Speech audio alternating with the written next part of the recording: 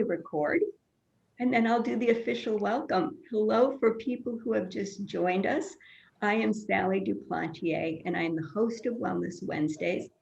I'm also the founder of a company called Zing, and my mission is to help people live their best life longer through better sleep, nutrition, movement, and mindfulness. And one way I deliver on that mission is by hosting these Wellness Wednesday sessions that are open to the community for free. And I have been thrilled. I started this back at the beginning of shelter in place, so end of March, early April.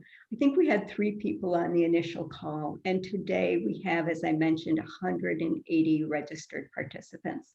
So that's great. It is just a delight to welcome Dr. Louise Aronson, who is a geriatrician, an author, an educator. She's also the professor of medicine at UCSF, and she's the author of Elderhood, which is not only a New York Times bestseller, but it was a finalist for the Pulitzer Prize. She's a graduate of Harvard Medical School, and she has an MFA from the Writers Program at Warren Wilson College.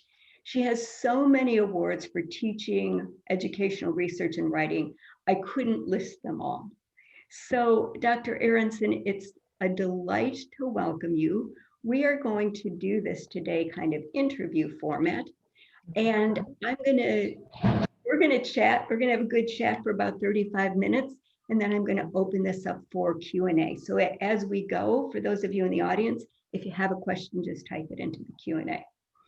So it's always fun to find out how people got started. And I'm curious, did you want to be a geriatrician all your life, or how did you happen to come by that profession? I definitely didn't, since I didn't really hear about it until I was pretty well through medical school. So I thought I would be, well, first I thought I would have nothing to do with math or science. And then I decided to become a doctor, but I really thought I'd be a pediatrician, or I'd specialize in refugee health, because it was through working with Southeast Asian refugees in the US and overseas that I decided I wanted to become a doctor. People, it seemed, they came to the doctor with all sorts of problems. Often they would have been better addressed by a social worker or a psychologist or something like that. Anyway, I think I fell in love with geriatrics for a variety of reasons. One is I love stories. It's part of why I'm a writer, and the longer you live, the more you have. Another is that as people get older, who they are and what they value and prioritize, where they live, who is in their life, becomes essential to know in order to provide care for them. And there are those doctors who are fascinated by a particular disease or organ system, but I am really a person who's interested in the whole person and their context. Another thing I thought of becoming was an anthropologist. So geriatrics let me look at the whole person, and not just the whole person, but their family and their living environment and their culture and their values. And I have to know all those things that I love to know. I also found that I was doing harm to people, because although I was at the two of the very best places in the country for my training as an internist, so supposedly a doctor for all adults, including old people, I was practicing the best medicine and hurting old people. And I wondered why that was.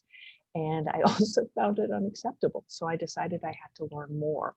And as I learned more, I realized I wasn't the only one with that problem, that the problem was baked into our health system and our training, and that this was an area where I could hopefully make a huge difference in the world. So for all those reasons, I ended up in geriatrics. And also, I guess, probably the most important one, which some people don't believe, is I just loved my older patients. I don't know why. Can't explain it. Many of us had a wonderful older person in our lives, and I did have the most awesome grandpa ever. So maybe it's because of my grandfather. I love that. I'm not surprised that you loved your older adult patients. Mm-hmm. So then you combine this, though, with being an author. So just tell us a little bit, what made you want to write? Well, I wanted to write long before I wanted to be a doctor. So as a child, I loved reading and writing. I had a mother who was always talking to me and reading, and parents who were constantly reading. There were books all over the place in our house. And that was kind of our approach to any trip or challenge, or we'd read about something. But when I was in high school, I was intimidated by the people who were really good at it. And then in college, I was intimidated by the people, all of whom seemed to come from New York, be very tall and very slim and only wear black and smoke cigarettes. And they were very scary. So I was at Brown where there was Angela Carter and, there were some famous people and then these very scary, very confident New Yorkers. So I kept not writing because I just wasn't that confident person. And I also, I didn't have a particular story when I was young. So I thought, well, I should do some good for the world. I've been a fairly fortunate person, went to college, etc. What could I do to be of use? And I ended up first working with refugees and then in medicine. But when you're in medicine, you have this incredible privilege of people coming and telling you all sorts of things they wouldn't otherwise tell a stranger. And you have that experience with people of all backgrounds. And you also see them at these critical moments and the number of critical moments you experience. And I trained before we had work hours restrictions. So the number of critical moments you would experience in 100 to 110 hours a week over, 4 or 5 years was a lot. And I just felt like I was filling up with stories that were incredible, of people who were incredible, or of things that were horrible, or ways people had been resilient. That there was just so much. So that was part of it. I felt like not everybody could express their stories or the wonder that was them or their experience. And at the same time, I felt that my decade plus of medical training had basically eroded the creative and language focused parts of me that I loved. And so the very first courses I signed up for as sort of extracurriculars once I had finished my, century of training were creative things. That let me sort of nurture that part of myself, which I think makes me a better doctor because it takes care of me. And I think being a doctor helped too, because I was really very bad at it at first. But I had this day job that, made me feel like I did something worthwhile, so I could afford to be bad at it. If it had been the only thing I was doing and I had been that bad at it, I'm not sure I would have had the psychological wherewithal to keep at it. You were bad at being a doctor, or you were bad at the writing at first? I was bad at the writing. But at that point, I knew I was pretty good at the doctoring, or to the extent that one is. It's one of those professions where you have to keep getting better your whole career. So it's great. Yeah, I was bad at the writing. So I want to move on to this topic of health span versus longevity. For so long, we looked at longevity, which is how long do people live? And now what we're looking at is health span, which is really how long do you live well, where you're physically strong, mentally sharp.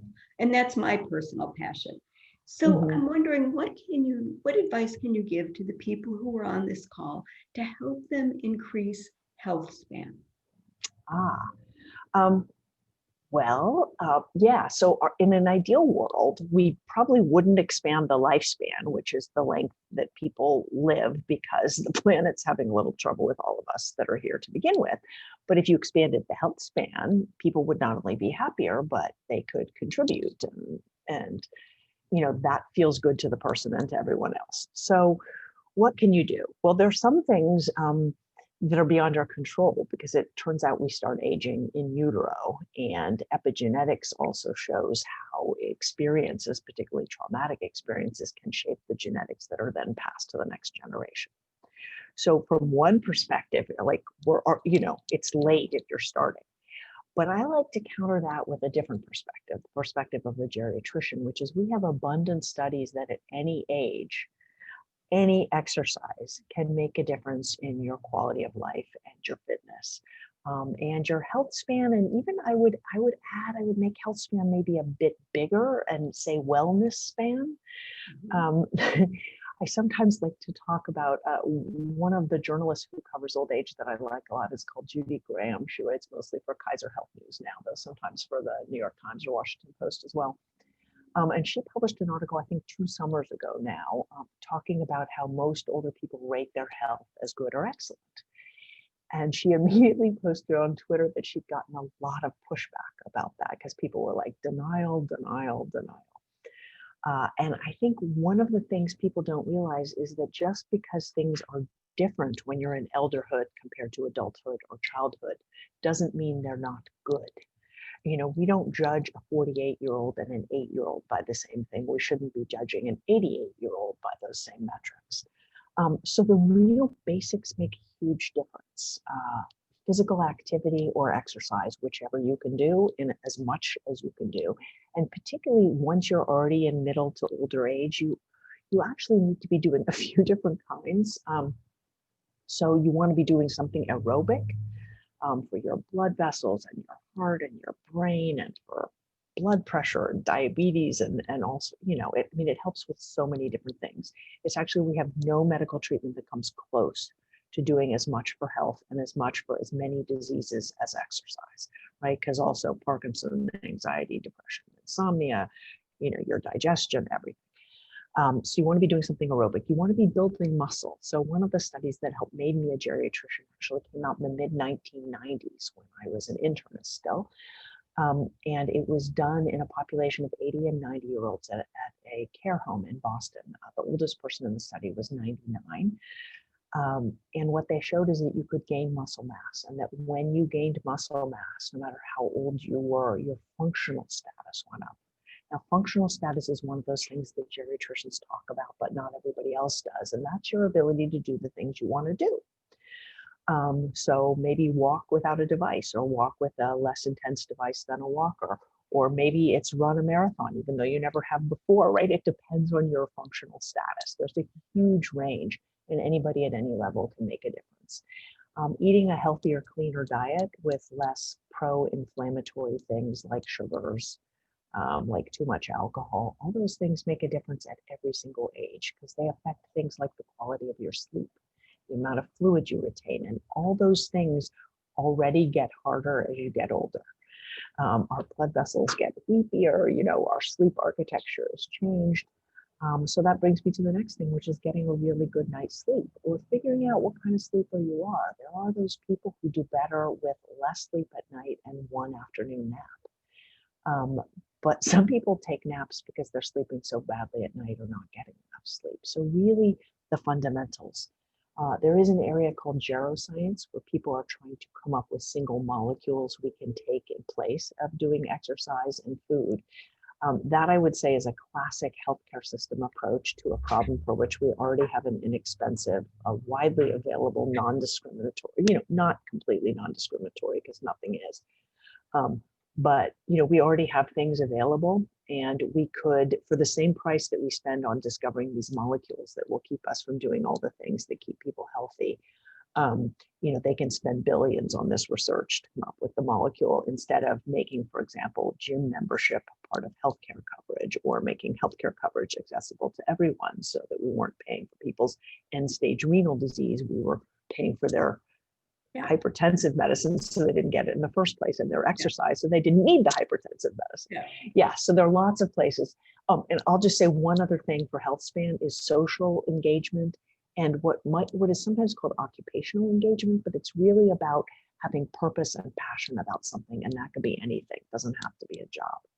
Yeah, thank you. And I got a chat and asking you to speak up a little bit. So when I ask you this question, thank you. All right, good. Sorry, there are two of us working in the same room, so I'm trying not to shout, but I'll get a little louder. Sorry.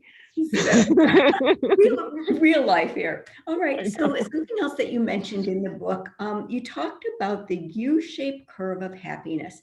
And you said that most of us, as we get into elderhood, we are happier and we have less anxiety. And I'm curious, why is that? Why do you think that happens? Yeah, so it's been shown across most countries except for the most impoverished. And I think it happens for a variety of reasons. One is people always say, well, people don't like elderhood compared to adulthood or childhood because what happens after elderhood? Well, you die. That's part of the problem. And we do all have functions that decrease because we use an adult standard, basically. and because we have defined life in that way. But our capacities do go down in many ways. So why would that help? Well, I actually think, and this is a well-known literary device, actually, and anybody who's ever watched or read a mystery will recognize it. When there is a clock ticking, like the bomb's going to go off in 5 hours, you focus, you can prioritize what your next steps are. And it's a bit like that in elderhood. Like you realize, okay, I only have decades left, or maybe years only. I want to spend those in the ways that matter most to me if I can possibly afford to do that. So people tend to pick their priorities among people. They tend to choose their tasks better. Sometimes also, particularly as people move into their 80s and 90s, your energy goes down. And you know, arguably even before that, it starts declining. So you might have fewer hours in the day. And that really helps you pick what matters.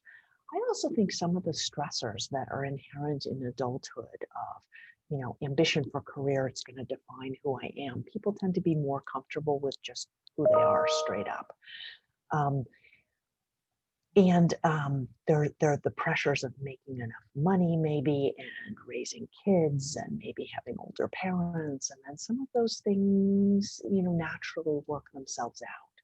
So it's a matter of focus and priority, and feeling comfortable in your own skin, or at least realizing, like, I seem to be who I am. And so my choices are, I could still feel unhappy about that and spend my whole life unhappy, or I can accept who I am, try and continue to improve the parts that are disappointing, and, you know, trying to better celebrate and take advantage of the parts I like best. Yeah. That's great. And then it's a great segue for my next question. And I think part of why I loved your book so much was you talk about a third act. In fact, I've picked that up because I'm a 67-year-old person who started a second business after retiring twice. And oh yes, I'm a graduate student at USC. I've totally skewed the median age there. But so what, you know, I think too often we can think, okay, I'm in elderhood, I'm done. And yet you talk about redefining and reimagining life. So how, you know, if we're kind of thinking we're done, how do we start reimagining and redefining our lives? And why would we want to do that? Well, one thing is, if you've made it to elderhood, the very high probability is that you will be in elderhood for more years than you were in childhood. And think of what happened in your childhood. You began as a neonate who knew absolutely nothing, and you ended as a young adult, you know, fully grown, et cetera, et cetera. So, so those are a lot of years. Or think of the difference between you at 25 and you at 45 or 55. Whoa, you know, really different animal. So why would we possibly assume that would be any different between a person who's 65, 75, 85, 95, 105, or even 115? Admittedly, the last is an outlier, but the first few are the norm these days, if you make it to that point in adulthood, to the transition to elderhood. So we all know instinctively, you know, if I were to line up 3 people you didn't know who were 67, 87, and 107, you would know instantly which one was which. So you already know there's huge diversity. We also know that there are people who are, you know, in their late 70s and running for president, in their late 70s and working at Walmart, in their late 70s. And when I used to travel, which I used to do a lot until March of this year, surprise, surprise. Very frequently, the people in the cars or shuttles who would pick me up would be people in their 70s or 80s having encore careers, partly because that's become increasingly necessary for people to keep their quality of life, given pensions or the lack thereof, and partly because they found they really missed interacting with people and having a reason to get up in the morning. So I think this is a time of huge opportunity, and I would say that it's probably a time of opportunity both for individuals and for us as a species. So we're all pretty used to adolescence, right? We have notions about what it looks like. We recognize adolescence when we see them. We have all these cultural traditions, products and stuff around adolescence. Well, it didn't exist until the Industrial Revolution. That's not even 200 years ago, which in human history is like the other day. So this new phase of elderhood, it's been around, sort of like adolescence was around, but it hasn't been recognized. There haven't been so many people in it. And perhaps equally importantly, there haven't been baby boomers in it. So Rich Eisenberg of Next Avenue, the chief editor of Next Avenue, which is a terrific publication that can appear in your inbox and talks all about old age, said something on a panel that we were both on at the Stanford Longevity Center, which was that, once upon a time, they thought baby boomers were all about youth, right? It's like youth and rock and roll, and sex and drugs and whatever. And he says it turns out now that we're just all about ourselves and now we're old, so look out. And I kind of like that because I do feel like that generation, the silent generation was fairly silent and the great generation was stoic, like the things those people went through. And now we've got a squeaky wheel generation. And I think not just the numbers, but the differences among generations make a difference in how our society responds. So it's being redefined. Also, 20th century public health first and then medical care really did expand both the lifespan and, for the fortunate people, the health span. We know too that retirement often kills people. Certainly men. It looks really bad for men to retire in their 60s unless they retire with a different purpose or a second career or some passion. We all need that thing to get us up in the morning. So I would say the opportunities have probably the most to do with your finances, not your biology. But that also even financial need can be sort of, what do I say, that is an opportunity. I mean, think about what you can do and also what might bring some satisfaction as well as some money.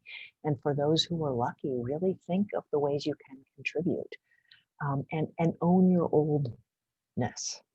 So own that you are an elder. I think part of the problem with old age and the reason we don't have the right policies and we have so much ageism is that people, when they are still pretty highly functional, keep calling themselves adults and keep pretending to be adults.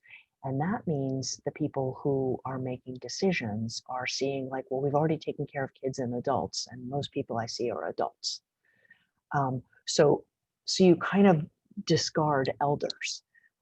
Whereas in fact, your needs and interests are different in your later 60s and 70s and 80s and beyond. So I think if people owned, this includes the presidential candidates and Nancy Pelosi, the most powerful woman in America, if people owned their age and lived it and didn't stop, and could stop sort of pretending, then we would know, everybody of all ages would know, when I look around, when I go to school, when I go to work, when I do everything I do, there are old people everywhere, because it turns out elderhood is no less varied, in fact, more so than adulthood, and pretty much as varied as childhood. Yeah, this is great. And you bring up such an interesting point about ageism. So here's something that I have found is that ageism is rampant in our society, but something that I've noticed about myself is that I can do it to myself. I can misplace my keys and I'll laugh and I'll talk about a senior moment when in fact everybody loses their keys. So my question, Dr. Aronson, is how can we fight our own internal stereotypes about ageism? Mm-hmm. Well, I think it was reaching that point in my life that enabled me to write Elderhood. I don't think I could have written that book until I had gotten into my 50s. I do tell an anecdote in the book about returning home from work one day to find an AARP brochure, and I was 47 years old. And my instant reaction was like, what the bleep, like, you must be kidding. And then I thought, I remember mine the first time I got one. I'm like, right, else. I know. And that's why they changed their name to AARP, right? Instead of the American Association of Retired Persons, because we all have that reaction. But in so doing, they actually furthered that ageism and internalized ageism. And so part of it for me was recognizing like, wow, I'm a well-acculturated person. I'm becoming ageist. I'm making comments about myself to my students as they say they're going to go off for a run, something I loved and have trouble doing these days, And I thought, I am such a hypocrite, right? Here I'm saying that old age has all this potential and all these wonderful things, and I've devoted my life to it, and now I'm making these comments. Um, it's hard because it's such a part of our culture and ourselves. And I also think it's a normal human response because we imprint on ourselves as younger. It's the rare patient I've ever had over 25 years who hasn't said, like, I look in the mirror and I'm surprised to see the person who's there. And I began feeling that way. It's like, oh, I'm not 35. Go figure. But I trained myself out of it. Every time I went to say something negative, I said something positive. Because the other truth is that I'm so much happier than my students. Yes, they can outrun me. There is no question. But I am much more confident in who I am and in my opinions and in my ability to do certain things. And admittedly, I'm a fortunate person, so there's that too. But I just think the more we can get used to using those words and demystifying them, when you don't use a word, you give it power. Words like old, geriatric, elder, elderly, all they mean is someone who is older than other people. When you say to someone, oh, your toddler looks so cute, they don't say to you, don't call my kid a toddler. The word is neutral. We are giving it this power and this negativity. And if people would just own their oldness, there's not even a good word for that, own their age as they are in the stages of elderhood, that could be transformative because we would see a different world in front of us. And we also know that internalized ageism kills. So Becca Levy at Yale and Ruben Ng in Singapore are doing this great research. Heart disease and stroke 7.5 years earlier if you've got strong internalized ageism, Alzheimer's markers in your cerebrospinal fluid. There's no good side to this. Enjoy who you are. And I guess I'd also say as a teacher, you want someone who's constantly learning and growing. I mean, that's what I want in my career. I should change it up every few years because that makes life fun. Well, the way you look and the way you feel is doing that too, if you let it and if you can celebrate it instead of lamenting it. Admittedly, there's some things to lament. So maybe you can celebrate it and lament it instead of, I won't say instead of, because there's some truly, legitimately lamentable changes. Yeah. But I've found the same thing. I've had to just stop myself from just every time something happens saying, oh, it's because I'm old. So I get over it. Yep. So I want to switch topics here. I know that a number of people in our audience are caregivers for their older parents, or they may be working in assisted living. They care deeply about the people they care for. What advice do you have for them? Well, caring deeply is the very best place to start. So already that's terrific. And thank you all for doing that. I am a daughter of an older mother and was a daughter of an older father. So in that boat to some degree, and I have in-laws who are both alive in their later 80s. So can be hard work, but so rewarding. So I guess just thinking about what we were just saying, think about the rewards as well as the negatives. So we know there's some stress involved, but we also know the rewards of that kind of service is terrific. And push people to acknowledge that, we don't make taking care of your kids optional. Should it be optional to take care of our elders? I don't think so, since most of us achieve that state. A thing you can do for people is try and avoid what is also pretty natural for most of us, but fostering what we call learned dependence, which is, I can do this faster than you, or I'm going to do this in some new modern way with my phone or something, and you're not, so I'm going to do it for you. We actually make old age bad by further disempowering people while saying we're helping. And we do this a lot in geriatrics and gerontology and, in a lot of organizations that are older adult focused.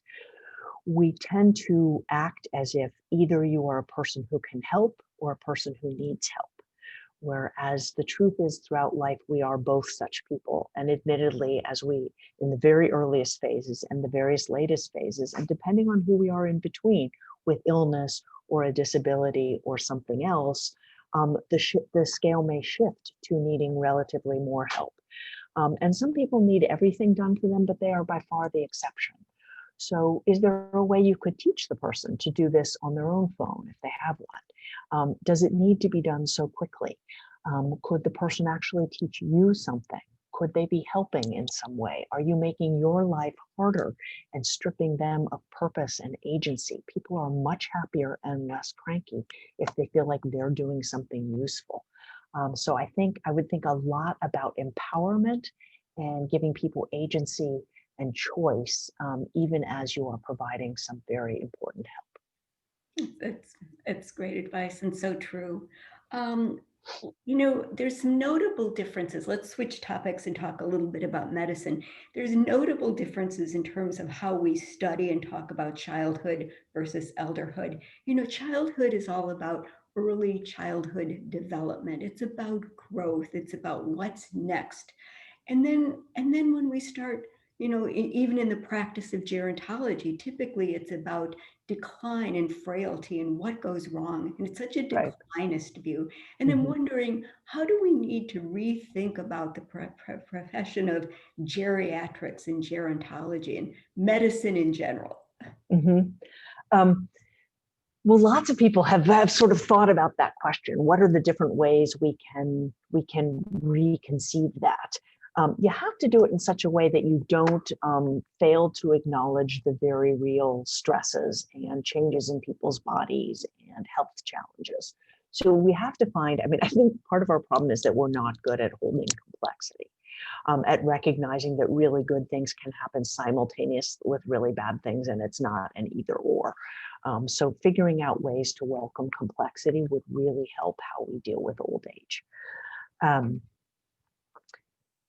Now I've lost the train of the question. Can you remind me? Sorry. No, it's around early childhood development, which is Right. all about growth. Yes. Okay. Yes. Okay. Sorry. Well, because I also wanted to say that at least in medical school, and I believe in my undergraduate years, we also heard that you develop in utero and as a child, and then about age 80, you start what's called aging, which is entirely your decline. And that's how we frame it.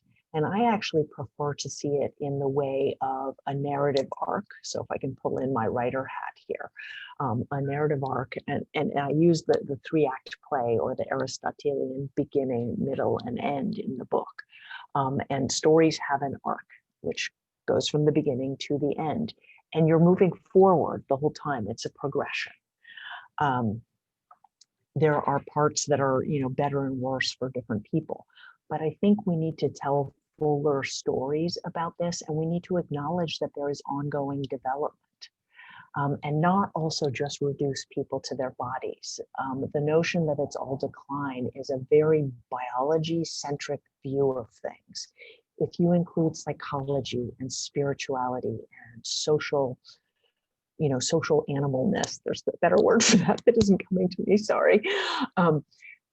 If you have all the things that go into health and wellness as part of your equation, then you get a fuller sense of the human being, and you can see that some go down and some go up. And also we have to admit there's huge variability. Some people are much happier, some people are less happy, some people thrive in their older years, and some people thrive earlier on. So yes, the norm will only include a certain number of us. But I think one of the keys to reframing is what you're talking about, seeing life as a process of continual forward movement and development, not just decline. You could argue that you are developing into an old person, into an elder. And that is actually the highest achievement as a human being. People talk about successful aging as keeping your health. I actually think of successful aging as getting to live the entire arc of a human life, which means that in the last years or months, there will be frailty and there will be dependence, because that's the life of the human animal.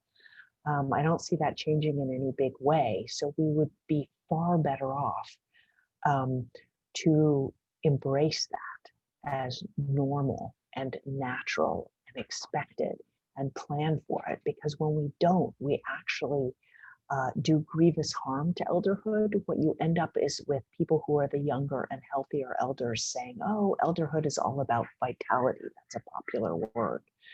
Well, if you define human worth based on vitality, you are setting up yourself and every other human for failure, because your choices then become sudden death or failure. Whereas in fact, making it to that stage of frailty, yes, we all want to delay it, but making it to that stage and having created a world where that's okay, and you can still feel good about yourself, that to me would be the epitome of success in redefining elderhood. This is great. So even though I still have some questions, I want I'm to sorry, I talked too long. I No, told no, you I no. would do that. I warned you. No, I honor the questions of the audience. So people have been, as you've been talking, people are writing. So I need to read a couple of these, because Okay. what we're seeing here, Dr. Aronson, is they're writing a lot here. So Alan says, I loved your elder care book, especially the stories of your patients. I'm a 73-year-old New York City born Jew living in Santa Clara for 50 years. He's experienced terrible medical care, etc. So he was just sharing his personal story, and there's not really, it didn't seem like there was a question here. It's more of just loved your book. Okay, great. Well, and argue for, I guess I would just say the only way that we're going to get more geriatricians and gerontologists into the health system and have a health system that recognizes there are 3 important life stages, right? Because we have children's hospitals and adult hospitals and children's specialists and adult specialists. And who actually needs healthcare the most? Elders. But we have hardly any elder care specialists. So whenever you're interacting, you have a bad say. There was nobody who understood about people my age. What are you doing to get more geriatricians? Because until people are asking for either geriatricians or there are people who can learn some of that. I tend to think, we have a separate pediatrics residency because there are the life stage issues, there are all the biology issues, but call your health system and tell them there's nobody who understood people your age. Just keep making noise. Yeah, it's so true. I was talking to Bill Thomas, who heads up changingag.org, and he came up with this idea of ERs for older patients. Yeah, there are geriatric ERs all over.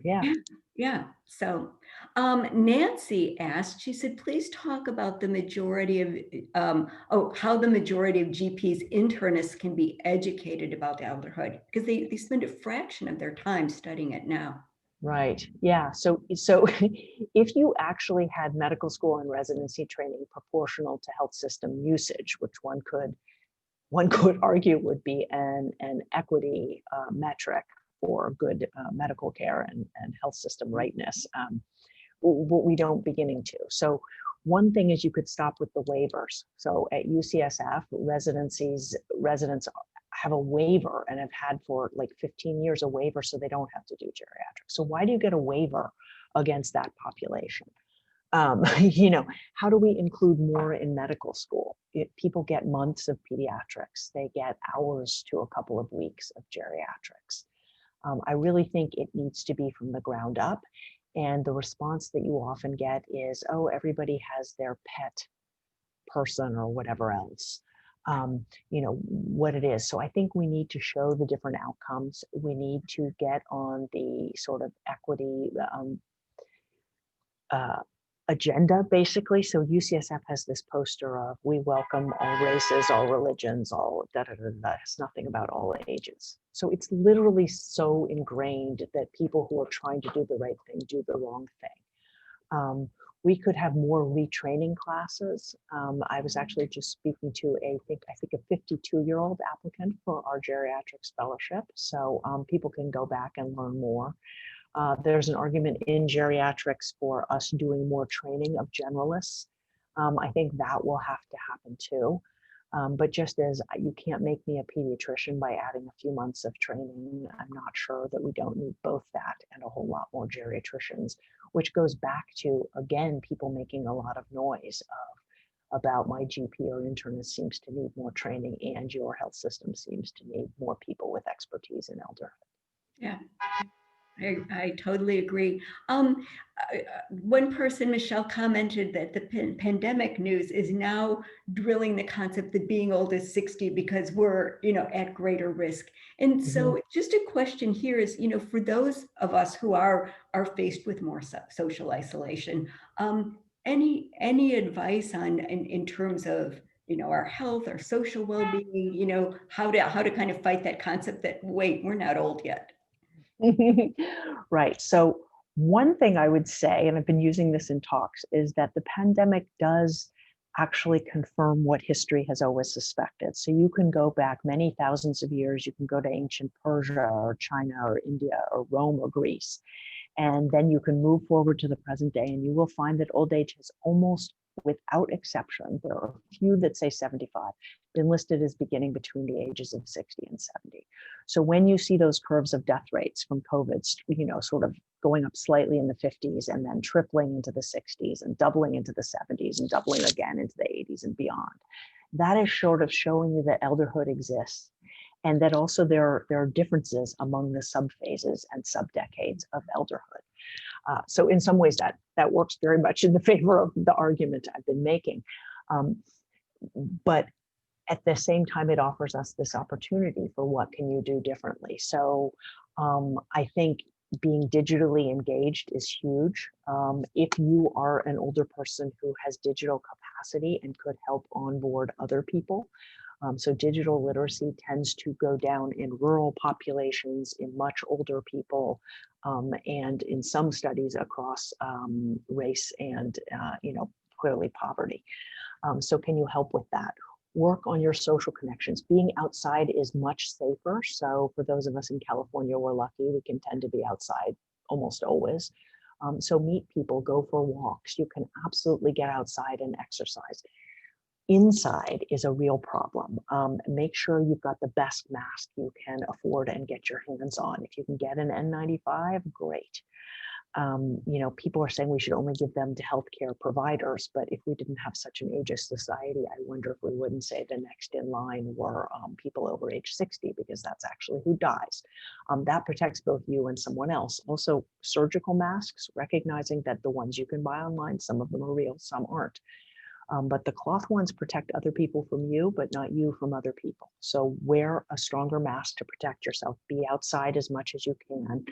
Are there places that are warm, that are sheltered from wind, where you can meet people and do things outside? Try not to do things like singing and eating, or if you do, just pull your mask up, eat, and put it back down. And that way you get to be with other people. Or if you need to be inside, can you raise all the windows? Think of something you love to do or something you want to learn. You need a schedule for the day. You need a passion for the day. You need social contacts for the day. Plan those. Those are the things that'll keep you healthy. The physical activity, the purpose, and the social connection, whether it's through a computer screen or in person, ideally a bit of both. And think of ways to help others. Because one of the best ways to feel good about yourself is to help other people. Yeah, I love that. So we're getting close to time. I'm going to do one more official question, and then I understand if people need to take off, but we have a couple more. So I will ask those. But I love this question because it's from a fellow USC student, a gerontology student. And she said she loves what you said about in middle age and elderhood being more confident. She said, I'm young, I'm in my 20s, and I'm not that confident. She said, I would love to be a geriatrician, but I kind of lack the confidence to do that. So what do you say for younger people who are now Such a good question. a career? I mean, it's such a great question. I love it. Thank you. Emily, we need you. Please, Emily, you're young enough to do this. Please, I please, know. please. And come send me an email. No, seriously, we need people to do this. You can absolutely do it. I literally chose colleges that had no math or science requirements. And I had to go to a junior college to take a pre-calc, and the first day of medical school, I didn't even know if they were speaking English. If you can get into the USC graduate school in gerontology, you could also do geriatrics. And in fact, that would be an incredible background for somebody going into medicine. And you could be in gerontology and make a huge difference too. I think realize that because of what you're learning, you have a knowledge that is rare and desperately needed. What we hear in the press is all of this, like the silver tsunami bull and all this sort of stuff. And you can bring knowledge and skills that the world needs, because it does really stupid, illogical things like saying old people are a burden and we're not going to hire you because you're old. Like, what the heck is going on there? You know, we also know that people are, that before the pandemic, people in their 70s were the fastest growing segment of the workforce. There are ways you can combat with anecdotes and with data that you get from your graduate degree to really transform experience. And being young people will listen to you in a way where they look at me and they're like, well, of course she feels that way, she's old. But they might listen to you differently, and they are taking risks and putting other people at risk. Walking my dog yesterday evening, I saw a soccer game, and it was clearly sort of older men and younger men, and the older men were wearing their masks and the younger men had it at their chins.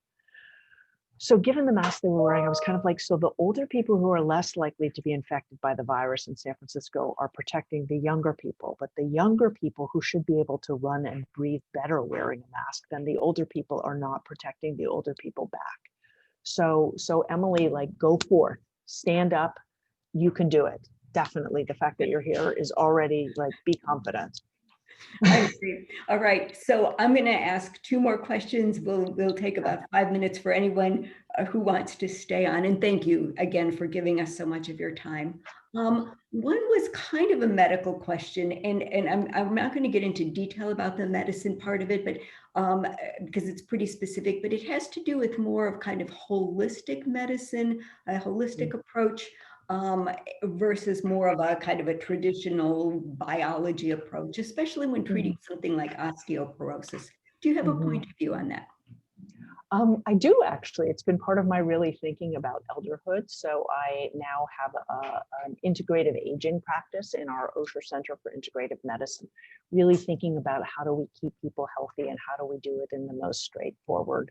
You know, we often medicalize older lives, and sometimes that's super helpful and sometimes it's not. And I'm looking at the question now. Yeah, so that's really detailed medicine, but I think there are many good approaches. And one of the key things that's very holistic that I love about geriatrics is, and that I love about this particular clinic, is that I can take a traditional conventional medicine approach. I can take a much more holistic approach. I can take a natural approach. Really depends on the person in front of me. So one of the key things that I do as a geriatrician, among the key things, is really figure out who the person is, because which treatment is best for them is not necessarily which treatment is so-called best for that organ or disease. It's best for the human being, the unique human being in front of me, and what that person wants to be doing with their life. Don't we all wish for physicians who saw us as people? It's just, it shouldn't be so rare. Here's our last question. It has to do with telemedicine. What do you think? Is that the future? Is it a passing fad? What are your thoughts? Well, you know, people had been talking about it for ages, and everybody was like, we can't do it, we can't do it. And then we did it like on a dime. So that horse is well out of the barn at this point. I think it will be part of what we do. There was actually a great study I got to write a commentary for late August, early September in JAMA Network Open from a group in Texas that did an intervention with low-income elders who had depression and lots of social stresses. And they did it through telemedicine. And among their findings were that it was less embarrassing, some of the problems people had, that seeing into their home, you could actually address some of the social contributors to their situation, that they saved money and time and energy not coming in that they could expend in other ways. So I think depending on why, I now have sort of a hybrid clinic. Some people I'm just doing video and some people I'm seeing in person. I think it's a big addition because not everything needs to be seen in person at this point, and it saves people time. I also think for older people, it's been both great and bad. It's been great in that if you think of, I tend to think there are sort of three categories of users. There are really broadly, there's like gazillion categories of users, but you know, the people who have technology and use it, the people who had it and maybe used it for just a few functions. Okay, I'm going to say four categories. The people who had it because their adult kids or someone else gave it to them and they weren't using it, and the people who don't have it because they can't afford it or can't afford broadband or they just don't have the literacy of any kind. So the first group already fine. Second group have learned how to do all kinds of other things. This is some of how younger people are staying in touch with people. It's how people are safely getting groceries, etc. Then you have the next group down, and some of them have really been willing to learn. And that digital onboarding brings them into the 21st century and increases their opportunities for medical care. So we know there were excess deaths from things like strokes and heart attack and infections that people were too scared to go in and get treated. If they'd known how to do telemedicine, somebody could have said, this is a situation where you do come in, we can save your life. So I think it opens up all sorts of other opportunities. And I think it's an absolute travesty, particularly for those of us who live a stone's throw from Silicon Valley, that some of these billionaires and trillionaires don't just make universal broadband so that poor people can have access to. That's just, you know, they're laughing all the way to the bank. It's like $1 billion is nothing to them. Yeah. Thank you so much. This was fabulous. You know, Dr. Aronson, you're also working on the front line of the pandemic, and you've so generously carved out time for all of us. So thank you so much. We wish you the best, and I would love to keep in touch. Thanks, everybody who attended today. It was great to see, quote unquote, see so many of you. Yeah, thanks everyone for coming. All right. And with that, we're off, and I will be sending out a recording and information about our next Wellness Wednesday session. Have a great day, everyone.